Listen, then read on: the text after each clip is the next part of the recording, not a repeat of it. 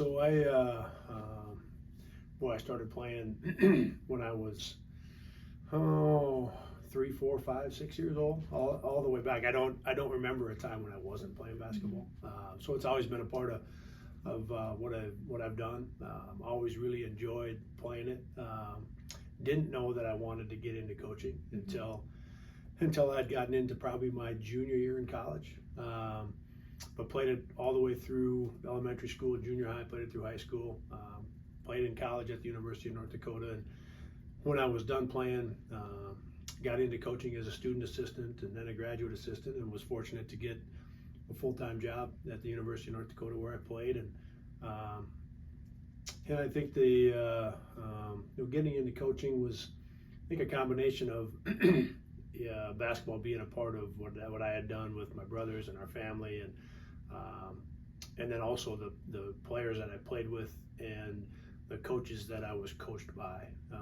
It was really lucky, really fortunate to play for some terrific coaches and have some teammates both in high school and in college that just made the game and the competition so much fun. Awesome. So growing up, I know the term has kind of gained a little bit more of a topic of conversation recently, but have you heard a lot about athlete mental health when you were an athlete, or is it something that you've kind of become more aware of as you're coaching and as you notice more and more generations come into athletics? Yeah, certainly more and more. Here it isn't something that when I was going through high school, playing in college, when I started coaching, and that was, I'm getting a little bit older now, so that takes us back a little ways. We're talking to late 80s, through the early 90s when I was playing, and then I started coaching kind of mid 90s, and at that time you didn't hear much about it. And I certainly become more and more part of the conversation.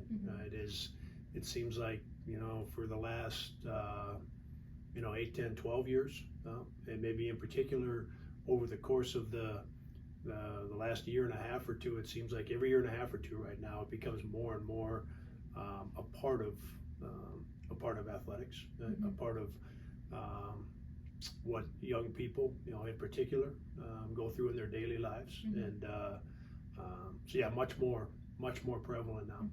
Do you feel like it's an important thing for especially fans to be aware of, like, athletic mental health? I do, and there's certainly some challenges that come with that. We all want our teams to do great, right? We want to see our guys and gals play well. We want to see our teams have success. We want our teams to win a championship. We want our teams to be in the NCAA tournament. Like, we all want that as coaches, players, and fans.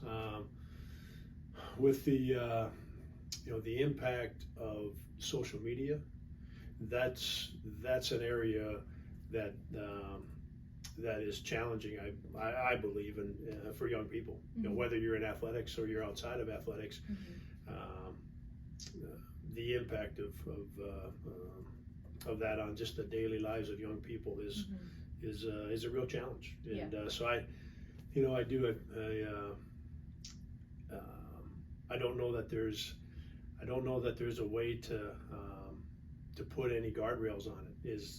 Would be another one of the challenges, because I think for the most part people have terrific intentions, but there's so many ways for young people to get feedback. Right? So, and I've talked about, one of the handful of things that I've talked with our players about is you're constantly being evaluated, and that's hard, especially if you go from 22 years old to 18 years old and keep going backwards, right? The younger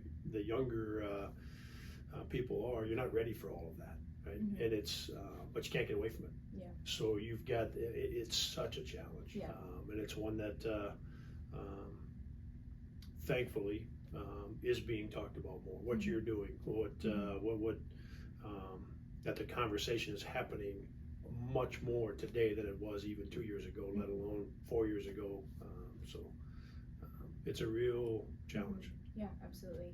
So obviously, as you mentioned, you are a collegiate basketball coach, but especially at the Division I level, do you feel like there's a lot of pressures that your players go through, and do you kind of notice the effects that it has on your players sometimes, or do you think that that's something that they kind of keep to themselves in terms of like their mental health, both in the sport and also being a student athlete and with family things and just the pressure of like wanting to be the best?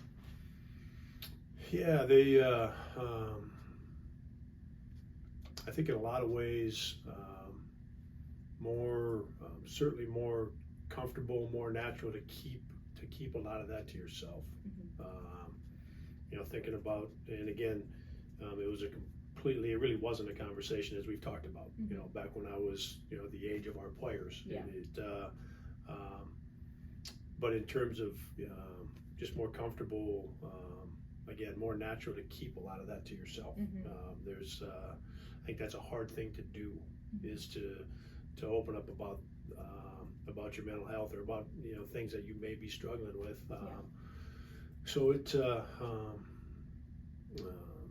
that I would say is more normal in college athletics, and I would say outside of college athletics as well, that it's more normal for young people to keep that to themselves, that they would have a harder time opening up and sharing those things. And I think I don't know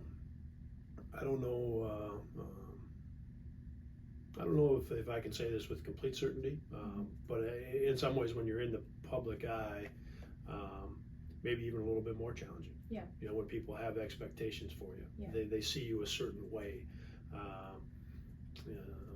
They see you out there competing at a really high level, right? And the feeling is, well, everything must be going great for so and so, right? I see them out there. They just had 25 points, or they just threw 3 touchdowns, or they just hit a couple home runs. Like, man, everything must be great. So that those expectations or those feelings about when you're watching college athletes, it's not the case. They are. It's I say it to our guys, a time or two a year. They playing basketball for our players. It's what they do. It's not who they are. Yeah.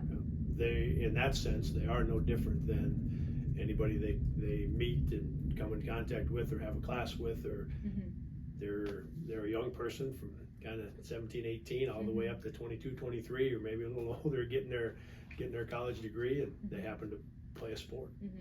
But all of the other challenges that come with being a young person, our guys, student athletes, have the exact same challenges. Yeah. And then the last question that I have for you is, where do you think that this conversation around athletic mental health is going? Do you think that it's going to go in a positive direction, or do you think that we're just kind of being at a standstill, and just your overall opinions on it? Yeah, I think it's moving in a positive direction. I think there's always there's certainly a need for more resources, maybe is what I'm searching for. More opportunities, more resources where student athletes feel comfortable, feel confident, being able to sit down and share with somebody, if they're having some struggles. I think I think the conversation is headed in a good direction. And I think that whether it's our leadership on campus, our leadership in our athletic department, us as coaches, and student athletes that we've got on our campus, that they are much different than 4 or 5 years ago, and for sure 10 years ago, in terms of talking about things, right? And being willing to express some things and being willing to have some of these conversations. We're in a much better place right now. So I would say the one area that I think all of us in college athletics, whether we're here at Northern Iowa or other places, is making sure that we've got all of the resources that we can possibly have to support our student athletes and give them a place where they feel confident and comfortable to be able to have the conversations. yeah, that's kind of my hope with this project is obviously it's not so much a resource, but just kind of like a demonstration to show like how student athletes, like it's okay to be open with the conversation, and how people at my school are doing it, how people at other schools are doing it, and that that there's people out there that support it and that it's okay to talk about. So yeah, that's my goal, and that's everything that I have. But I really appreciate you talking with me about it and hearing your insight from a coach's perspective, especially at such like a big school, and a school that I obviously love because I go here. So yeah, thank you so much. You bet. Yeah.